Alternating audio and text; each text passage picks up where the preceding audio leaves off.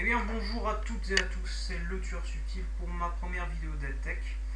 Alors aujourd'hui je vais vous parler d'un deck très très spécial. Vous allez me dire plein de cartes, qu'est-ce que ça fout là? Je vais vous montrer l'ensemble du deck assez rapidement et vous vous rendrez compte qu'il y a des cartes assez incompréhensibles au premier abord. Notamment les 6 dernières cartes. C'est un deck que j'ai trouvé tout seul. Et en fait, c'est un deck de combo. C'est une combo qui se base sur la combo work. Ça paraît chaud à sortir, mais ça l'est pas.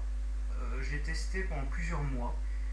Après en avoir eu un petit peu marre, j'ai dissocié le deck. Mais il fonctionne vraiment très bien. Et quand la combo est lancée, il est carrément imbattable. Alors, donc, je joue un Ginkgo Biloba.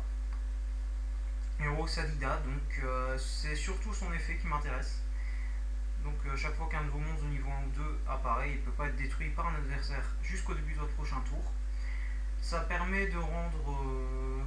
enfin de garder du mana surtout.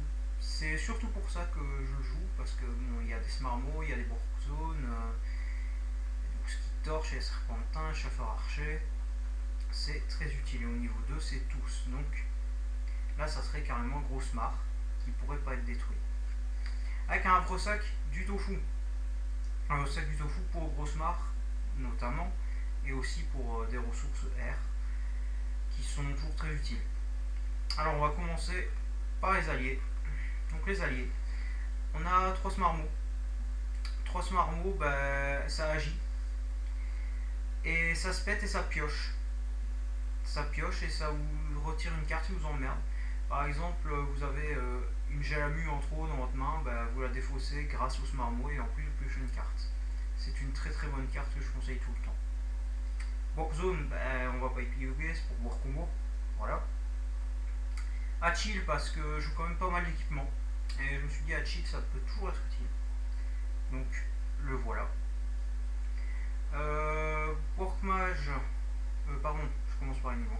Mosquitorche, donc c'est un petit level 1 qui se détruit pour foutre un dommage. Alors, ça paraît assez mauvais, enfin, pas mauvais, mais ça paraît pas terrible. Mais en fait, grâce au deck, enfin, à la combo, ça va devenir juste trop fort. J'expliquerai après, quand j'aurai expliqué toute la combo, je parlerai de tout ce qui fonctionne avec. Les 3 serpentins, bon, l'indispensable, c'est. Enfin, je vais pas épiloguer sur serpentin, tout le monde sait que c'est très bon. Voilà. Ensuite, en niveau 2, on a ce Morbidon. Morbidon qui permet de bannir un allié de la discard. Ça permet de gérer les réas. Et ça pioche une carte en plus. En level 2, on a aussi les Chasseurs Archers. Mon Chasseur Archer est pack minimal dans tout deck feu. Ça colle de dommages comme vous voulez. C'est juste trop puissant, c'est génial. J'en dirai pas plus, c'est énormissime. Ensuite, on passe au niveau 3. Il y a 3 grosses mares, la grosse surprise du deck, parce que on a tout fait pour détruire les combos grosses mares. On a banni la cape serrée, on a banni le savoir des objets, et plus rien. Eh ben si, il y a encore quelque chose. Vous le verrez quand j'aurai tout expliqué. Donc le gros mare, il est nul sans combo, mais avec la combo, il est très très très fort. Le Borkmage, ça fait toujours des blagues. Ça permet de vous défausser une carte qui vous emmerde également. Ça met un dommage rouge, ça pète tout ce que vous voulez. Ensuite, on a un Groton, le démon 18. Alors, le démon 18, c'est pour bannir le craqueleur légendaire. Parce que quand le craqueleur légendaire est sur le terrain et que j'ai pas de venin à ma portée, je suis dans la merde. Donc, c'est vraiment pour bannir le craqueleur légendaire au plus vite. Voilà.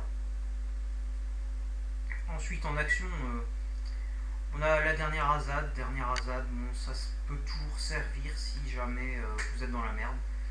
Donc voilà, une petite DR, je me suis toujours dit c'était très bon. Deux agressions, ça permet de foutre des agressions à du je sais pas combien grâce au gros smart. Et ça permet de faire des petites combales quelquefois intéressantes.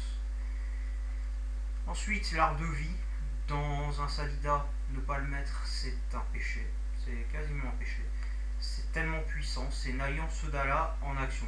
Et en plus, c'est une réaction qui vous sauve la vie. Donc voilà. Deux filouteries, s'ajouter un. Ça va regarder la main adverse, ça lui discard un équipement ou une action. J'en dirai pas plus. 3 donjons boire, bon ça on vous le cache plus. C'est la board combo. Un Carnam pack minimal défense. Voilà. Évidemment, avec un Carnam, j'avais mes man. Ensuite, les stuffs. Les stuffs, il y en a quand même 1, 2, 3, 4, 5, 6, 7, 8, 9, 10, 11, 12, 13. Il y en a 14. Donc voilà l'intérêt des Hatchill déjà. Et faut pas croire qu'ils sont inutiles, ils ont tous leur utilité. Donc je vais enfin vous expliquer la combo. Je vais commencer par ça.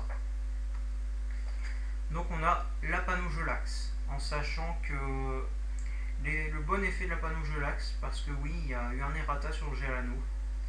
Le bon effet de la Panogelax apparaît sur un Gelamu et sur un Géobot. Donc Panoplie Gelax 3, donc Géobot, Gelamu, Gelano. Chaque fois qu'un allié est détruit, pioche une carte. Alors, le but du deck, c'est de tout défoncer pour tout piocher et franchement taper très très très fort. Comment? Si vous équipez la Gelobot et que vous avez board combo, vous faites dégâts infinis. Dégâts infinis, ça veut dire que vous pétez plein d'alliés. Grâce à la Panogelax, vous piochez plein de cartes. Si vous avez le gros smart, à chaque fois que vous piochez une carte, vous gagnez plus en force. Vous gagnez plein de force. Et c'est ça la combo du deck. Donc c'est 3 trucs en un, c'est Blast infini, pioche assez incroyable et frappe assez incroyable également. Donc ça a été testé bien sûr, je me suis dit ouais ça va peut-être pas sortir et tout ça. Mais si, ça sort très très bien même, c'est assez étonnant d'ailleurs parce qu'il faut quand même au minimum, il faut 2 donjons de bois, 2 bois zone et la Panogelax et le gros smart pour que ça sorte. Mais ça va beaucoup plus vite que ce qu'on y croit. Alors maintenant, j'avais parlé avec le Smarmo, Mosquitorche, des petits combals, oui. Donc à chaque fois qu'un allié est détruit, pioche une carte. Bah en effet, le Mosquitorche et le Smarmo doivent être détruits. Donc en fait avec le Smarmo, quand vous le détruisez, ben, au lieu de piocher une carte, si vous avez une Panogelax, vous en piochez 2. Et encore mieux, si vous avez 2 Panogelax, vous en piochez 3. Et ensuite pour le Mosquitorche, c'est le même principe. Donc c'est juste trop bien. Voilà. Après, je passe sur les autres stuff. Mon venin, pack minimal. Ceinture du Prespic. La ceinture du Prespic, elle donne 2 PV sur un héros à 16. Je me suis toujours dit que c'était bon, surtout qu'elle a le board combo. Les anneaux du chanchon sont là pour la board combo. Et enfin, les petits anneaux d'agilité permettent de piocher une carte quand il faut. Et grâce au second effet, ça permet de remonter le board zone en le ciblant. Mais également, les agressions permettent de faire ceci, remonter les board zones en les ciblant. Et c'est toujours très utile. Ensuite, je dirais même enfin, il y en a qui vont se dire pourquoi j'ai mis que 2 Panogelax. En fait, c'est parce que la curve est déjà assez énorme.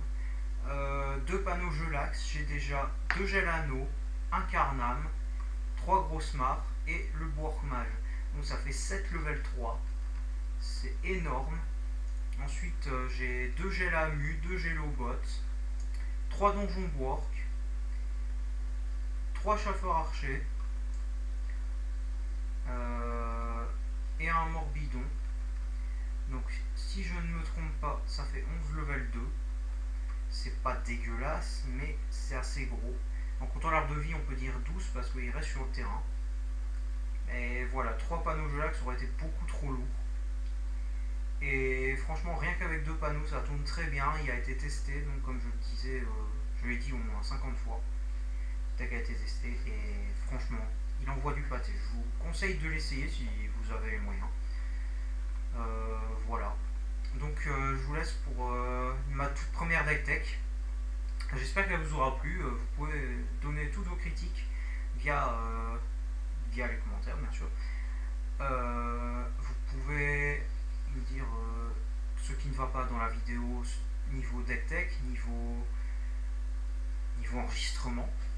Euh, N'hésitez pas à liker, bien sûr. Voilà.